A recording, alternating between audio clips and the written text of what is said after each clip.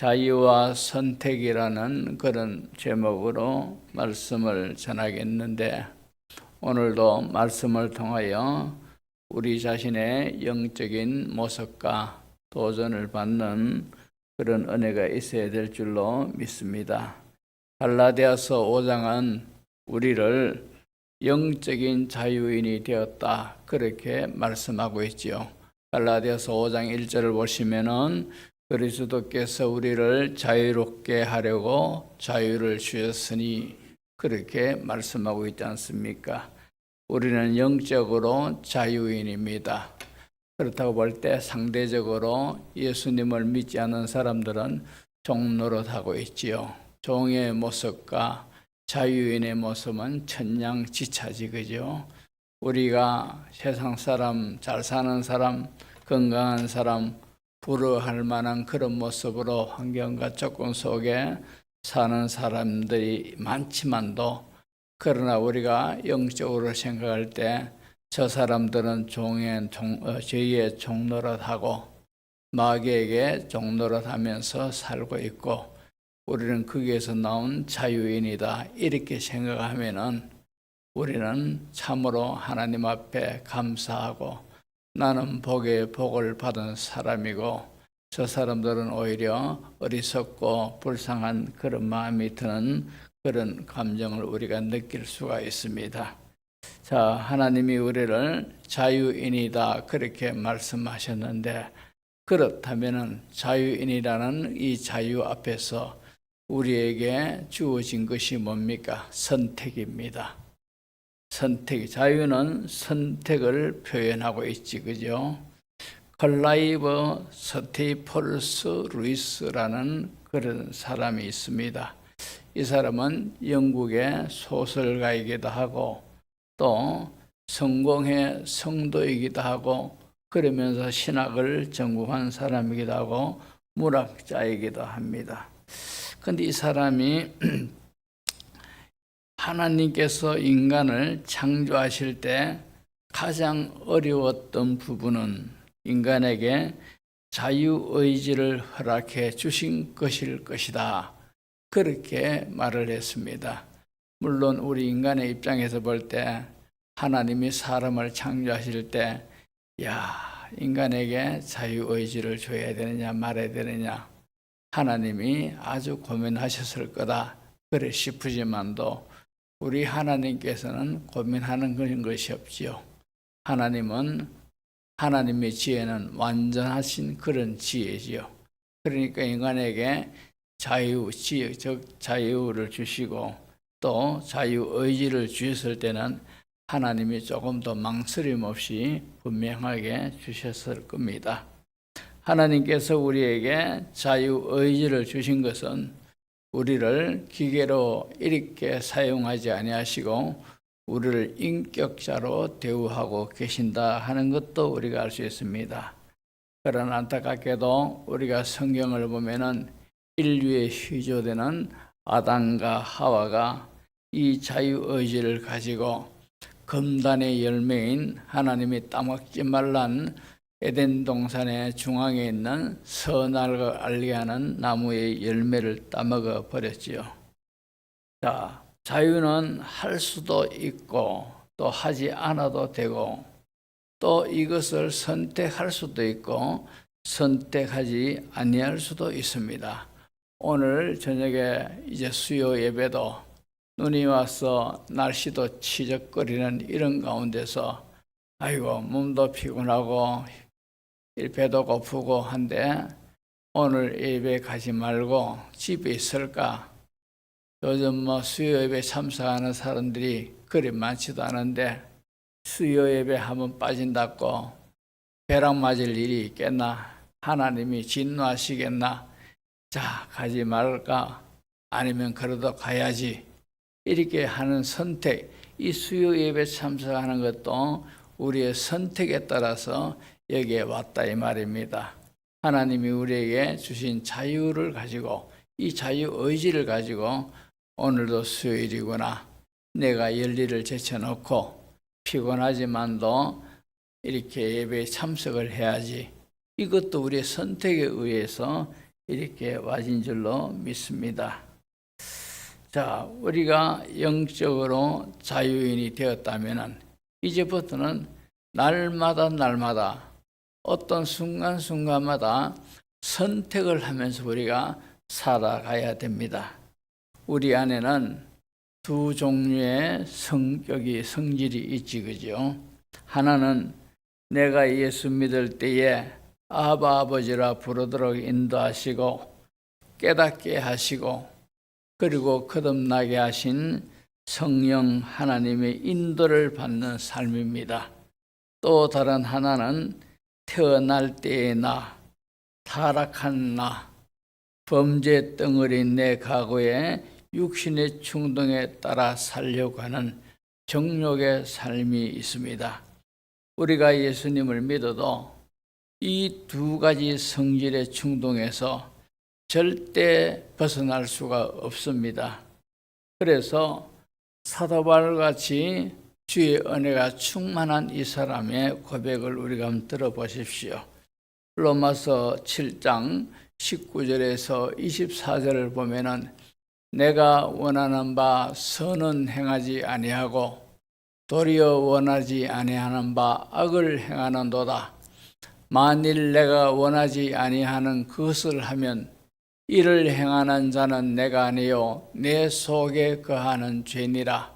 그러므로 내가 한 법을 깨닫노니 곧 선을 행하기 원하는 나에게 악이 함께 있는 것이로다. 어디에 보시면은 내 속사람으로는 하나님의 법을 즐거워하되 내 지체 속에서 한 다른 법이 내 마음의 법과 싸워 내 지체 속에 있는 죄의 법으로 나를 사로잡는 것을 보는도다. 오호라 나는 공고한 사람이로다. 이 사망의 몸에서 누가 나를 건져내랴. 사도 바울의 고백입니다. 예수님을 믿고 거듭났고 성령이 거하고 영적인 자유를 얻은 참으로 자유가 충만한 것을 느꼈던 이 바울의 고백이 바로 지금 로마서 7장 19절에서 24절에 이런 고백이 있습니다. 이러므로 우리 속에는 두 가지 성질이 항상 존재하고 이 두 가지 성질이 우리를 이쪽으로 선택할까 저쪽으로 선택할까 늘 선택을 강요하고 그리고 유혹하고 이끌어가고 있습니다. 우리는 하나님이 주신 이 자유의지를 가지고 따먹지 말란 선악과를 따먹을 수도 있고 그리고 안 따먹을 수도 있는 그런 것이 우리에게 있습니다. 우리가 날마다 살면서 어느 것을 하나님이 주신 이 자유의지를 가지고 어떤 것을 선택하고 또 어떻게 우리가 살아야 하는가 우리가 늘 자신을 우리가 살펴봐야 될 줄로 믿습니다. 두 번째로 오늘 말씀에서 우리가 또 깨닫는 것은 이 자유의지를 가졌다면 하나님은 우리에게 당부하시고 권면하시기를 성령을 따라 사는 사람이 되라는 거죠.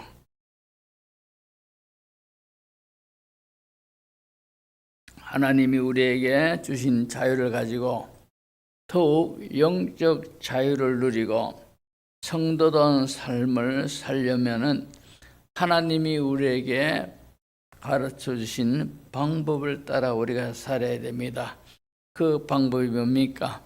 오늘 보면 16절에 하나님이 이렇게 말씀하고 있지요. 내가 이르노니 너희는 성령을 따라 행하라. 그리하면 육체의 욕심을 이루지 아니하리라.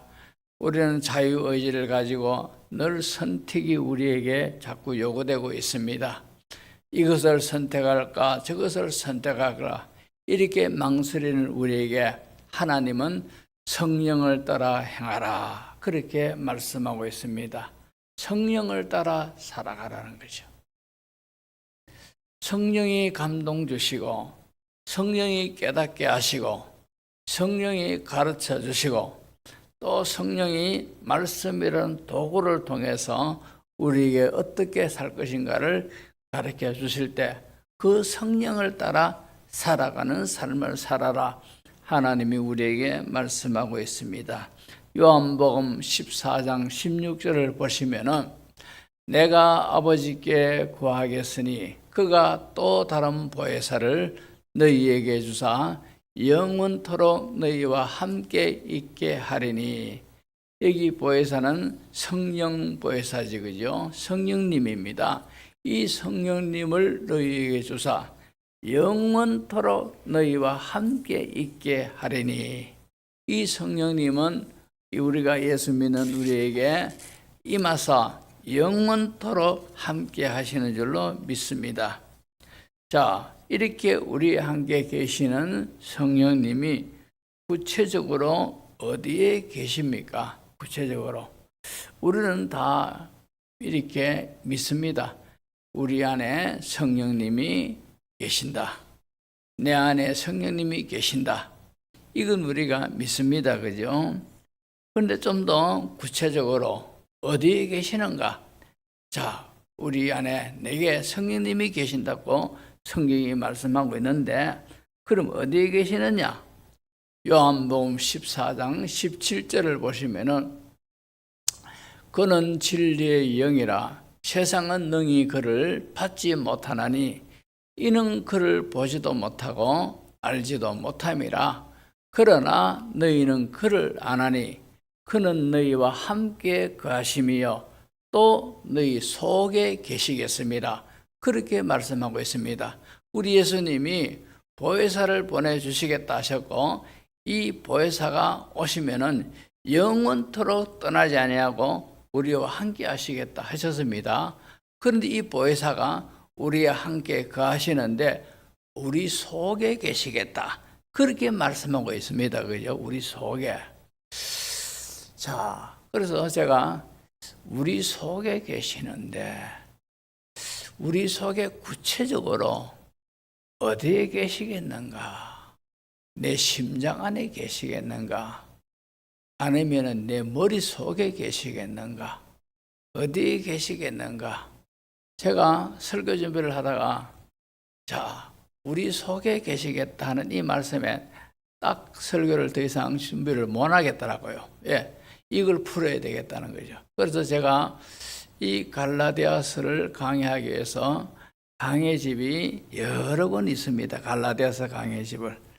그리고 그걸 쭉 다 살펴봤고 또 주석을 쭉 다 살펴봤습니다. 살펴봤는데 너희 속에 계시겠다는 이 속에 대한, 이 속에 계시겠다는 이 속이 어딘가 해답을 못 찾았습니다. 그러니까 설교를 준비하다가 가만히 놔두고 꿍꿍 알았습니다. 이 속이 도대체 어딘가. 그래가지고 하나님, 성령님이 내 속에 계시겠다고 하는데 이 속이 도대체 어딥니까? 이 속이 도대체 어딥니까? 기도도 하고 눈도 감고 가만히 밖에 쳐다봤다가 그냥 아무 생각 없이 의자에 앉아서 뒹글뒹글 왔다 갔다 하며 기도하고 이랬는데 문득 생각이 나더라고요. 자, 때로는 제가 성령께서 내 생각을 깨닫게 하셔가지고 이런 생각이 나게 하시기도 하고, 또 어떤 때는 또 감정이 이런 마음이 생겨가지고 어떤 성도 집에 예상하지 않았는데 성도 집에 신방도 가기도 하고 싶고, 또 어떤 집에는 어떤 성도한테 내가 전화를 해봐야지 이런 마음이 생길 때도 있더라 말입니다. 그죠? 근데 전화해보고 아니면 신방하면은 분명히 아하, 이렇게 해서 이 집에 전화하게 하셨구나, 이 집에 신방을 가게 하셨구나, 이런 걸 깨달아요. 그래서 깨닫고 난 다음에 아하, 이런 생각, 이런 마음 드는 것이 성령님이 그렇게 하셨구나, 이렇게 그죠? 깨달아질 때가 여러 번 있었습니다. 또 이 내 의지가 참으로 어떤 때는 성령께서 며칠 날 어디에 가서 내가 기도를 막 오지게 하며 봐야 되겠다, 그죠? 이렇게 결심하고 기도하게 하시기도 하고, 그래서 어제도 이 집에 있으니까 답답하고 오늘은 내가 기도도 새벽에도 하지만도 내가 낮에 기도 좀 해야 되겠다. 이런 생각이 들어가지고 또 몸도 감기 기운이 슬슬 올렸고 하는 그런 가운데서도 그래도 가야지 머리도 띵하고 한데 오니까 은혜를 주시더라고요. 기도하니까 이런 것들이 썩 생각나면서 성령님은 내 속에 계시는데 어디에 계시느냐? 내 마음에 계신다. 여기 그죠? 깨달으시더라고요. 왜 그런가 하니까 우리가 마음에는 우리의 지정의가 우리 인격이 우리 마음속에 있다 말입니다. 인격의 3요소가 지적인 요소, 정적인 요소, 의지적인 요소가 포함된 것이 인격 아니겠습니까? 그러니까 우리의 인격인 우리의 마음이 있습니다. 그러니까 때로는 성령님께서 지적인 부분을 인도하시고 또 정적인 부분을 인도하시고 의지적인 부분을 인도하시고 이런 것을 제가 체험하고 난 다음에 깨달아지는 것이 내 속에 계심이라. 그럼 어디에 계시느냐? 내 마음에 성령님이 계셔서 내 인격의 요소 중에 지적인 부분도 자극시키시고 정적인 부분도 감동 주시고 의지적인 부분도 이끌어 가시고 하는 이런 것을 볼 때 내 인격 속에 내 마음 속에 성령님이 계시는구나. 내 속에 계셔서 나를 이렇게 때로는 이렇게 인도하시는구나. 이걸 깨닫고 내 마음에 성령님이 계시는구나. 제가 이를 깨달았습니다. 그래서 때로는 성령께서 참으로 내 의지와 내 감정과 그리고 지적인 부분 이런 부분으로 인도하시지만도 때로는 말씀이 생각나가지고 말씀이 생각난다는 것은 지적인 부분 아닙니까? 그죠? 생각이 나가지고 인도도 하시기도 하고. 자, 이런 것을 볼 때 우리가 성령께서 너희는 성령을 따라 행하라 하셨을 때 우리가 참고로 성경 말씀을 많이 그저 읽고 해놓으면은 성령의 감동을 잘 받습니다. 성령의 인도를 잘 받아요. 왜냐하니까 말씀이 내 생각 속에 내 마음속에 가득 차놓으면은 성령께서 순간순간마다 말씀이 툭툭 떠오르도록 해가지고 말씀으로서 이렇게 깨닫기도 하시기도 하는 거라요. 그러니까 성령의 인도를 잘 받으려면은 말씀을 많이 그죠 채워놔야 돼요. 자, 이렇게 해서 성령께서 우리 마음에 계시더라 이 말입니다. 자, 그러나 또 우리가 참고로 구약의 성령의 역사, 신약의 성령의 역사는 다릅니다. 예를 들어 가지고 시편 51편 11절을 보시면은 다윗의 기도입니다. 나를 주 앞에서 쫓아내지 마시며 주의 성령을 내게서 거두지 마소서. 다윗이 안타깝게 이렇게 기도하고 있죠. 사무엘상 10장 10절을 보면은 그들이 산에 이를 때에 선지자의 무리가 그를 영접하고 하나님의 영이 사울에게 크게 임함으로 그가 그들 중에서 예언을 하니 이랬습니다. 역대상 12장 8절을 보시면은 그때의 성령이 30명의 우두머리 아마새를 감싸시니 이르되 다윗이여 우리가 당신에게 속하겠고 이시의 아들이여 우리가 당신과 함께 있으리니 원하건대 평안하소서. 당신도 평안하고 당신을 돕는 자들에게도 평안이 있을지니 이는 당신의 하나님이 당신을 도우심이니이다 한지라. 다윗이 그들을 받아들여 군대의 지휘관을 삼았더라. 1절에 보시면 그때 성령이 30명의 우두머리 아마새를 감싸시니 이랬는 거라 그죠. 그러니까 구약에서 다윗이 또 기도하죠. 주의 성령을 내게서 떠나지 말게 하소서 이런 기도하고 이 사울이 불순종의 대명사로 그만큼 하나님의 말씀을 어겼던 그런 사람이 이 사울인데, 사울에게 성령이 임하고 하니까 그가 예언을 하더란 말입니다. 자, 이런 것들은 그 순간순간마다 성령님이 그 사람을 필요할 때마다 그 사람에게 임하시고, 그리고는 어떤 한 역할을 하고는 성령님이 떠나가시더라는 거죠. 그런데 예수님이 우리에게 보혜사 성령을 보내주시겠다, 그렇게 말씀하시고, 이 성령님은 우리와 영원히 함께 하시겠다, 그리고 이 성령님은 우리 속에 계시겠다, 이렇게 말씀했지 않습니까? 이렇게 우리 속에 임한 성령님은 영원토록 절대 우리를 떠나지 않습니다. 구약에서는 성령님이 필요에 따라서 어떤 사람을 감동해서, 심지어는 사울같이 하나님 말씀에 불순종하는 그 사람에게도 성령이 임하사 예언을 하게 하셨고, 그런 순간이 있지 않습니까? 그렇지만도 신약의 우리 성도들에게는 성령님이 임하시면은 우리를 절대 떠나지 아니하시고, 언제까지? 영원까지 떠나지 않으시고 우리 속에 계신다 이 말입니다. 그래서 에베소서 4장 30절 같은 경우에는 하나님의 성령을 근심되게 하지 말라. 그 안에서 너희가 구원의 날까지 인치심을 받았느니라. 성령께서 계신다는 것이 바로 우리가 구원받았다는 하나님의 도장입니다. 구원의 날까지 인치심을 받았다는 것이죠. 성령님이 계신다 이 말이죠. 그러면서 성령을 근심되게 하지 말라 이 말은 성령을 근심되게 하는 경우도 있지 않습니까? 근데 구약에서는 떠나게 하지만도 신약에서는 근심되게 할지라도 이 구원의 날까지 성령님이 우리에게 계신다 이 말입니다. 우리 성도가 죄를 범하면은 성령님이 떠나시는 것이 아니고 근심하신다, 이렇게 말씀하고 있죠, 그죠?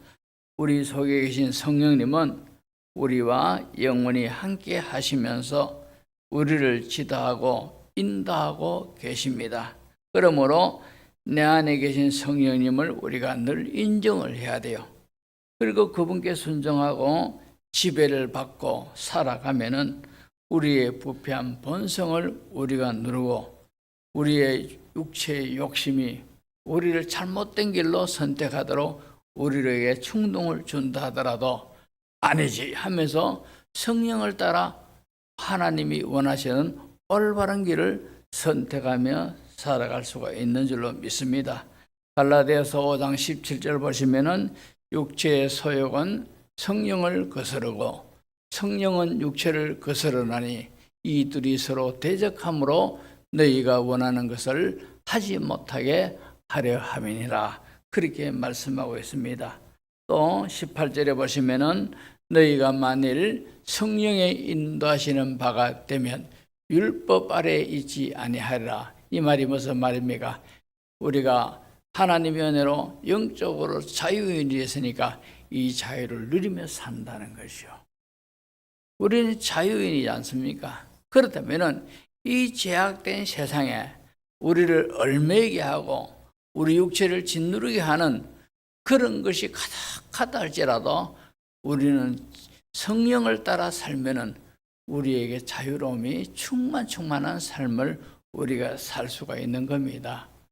얽매이는 것이 많고 짓누른 것이 많은 이 세상에 우리는 참으로 성령을 따라, 우리의 자유 의지가 성령을 따라 살아감으로 인하여 주신 자유를 더욱더 충만하게 누리며 살아가는 그런 우리가 되어야 할 줄로 믿습니다. 참고로 우리 교회 이정숙 집사님이 혈액투석 한다고 하다가 이제 한쪽 다리가 썩으니까 이 발목까지 절단을 했지, 그죠? 했는데 고래고래 하면은 되겠다 싶은데 제가 전도사님의 신방 보고를 들으니까 손가락이 또 썩어가는 거라. 그러니까 참 생각해 보십시오. 본인이 정신이 멀쩡한데 손가락이 썩어가는 것을 이걸 보고 뭘 느끼겠습니까? 내가 이렇게 죽어가고 있구나. 이런 걸 안 느끼겠습니까? 그 생각을 제가 그 입장을 이런 생각을 하니까 마음이 막 아프고 힘든 거라요. 또 그런가 하면은 신순자 성도는 자꾸 우울증이 와가지고 자살 충동이 자꾸 느껴진답니다. 그분이 성질이 또 아니면 뭡니다. 그분은 죽는다면 확 죽어버린 사람이라요. 뛰낸다면 확 뛰내린 사람이라요.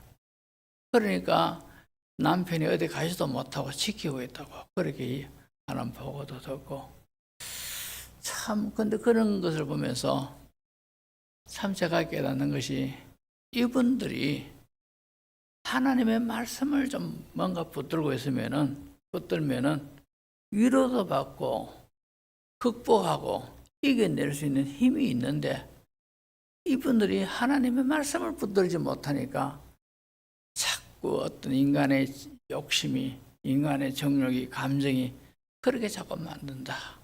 이러시는 거라요. 그러니까 너무너무 안타까운데 이 시간 우리가 기도를 할 때 하나님 우리에게 자유를 주셨으니 우리의 선택의 그 모든 자유의지를 가지고 성령을 따라 살아가는 우리가 되게 하셔서 우리에게 자유가 충만히 누려지게 하시고 좀 전에 말씀드린 이정숙 집사님이나 신순자 씨 같은 경우 이런 경우 하나님 그 사람들을 불쌍히 여기주셔서 성령께서 그 사람들을 붙들어 주셔서 위로하여 주시옵소서 우리가 기도를 하고 두 번째로는 참으로 이 나라가 엉망진창이죠. 한쪽에는 자고 한쪽에는 우고 이러니까 이 정치가 혼란스럽고 경제가 엉망이 되고 제가 유튜브에 뉴스를 봤는데 이게 진짜인지 가짜인지 모르겠는데 트럼프가 우리나라의 철강과 반도체에 25% 관세를 매겼다고 합니다. 상당히 맞습니까? 그러니까 보십시오. 이런데도 지도자가 있어야만이 트럼프를 만나서 담판을 내든지 얻든지 할 건데 이 완전히 그대로 멍하니 있는 겁니다. 이렇게 정치가 이러니까 경제가 어려워질 수밖에 없고 어떻게 해야 될지 이 침체된 이 경제를 어떻게 해야 될지 참 너무너무 안타깝습니다. 이 나라 이 민족 그리고 경제 정치 이걸 두고 우리가 기도하고 기도해야 됩니다. 하나님이 이 나라를 붙들어 주셔서 빨리 안정되게 하시고 모든 것들이 회복될 수 있도록 주여 도와주시옵소서. 우리가 이런 두 가지 기도 제목을 놓고 이 시간 우리가 성령 하나님을 부르면서 주여라고 부르면서 기도하겠습니다.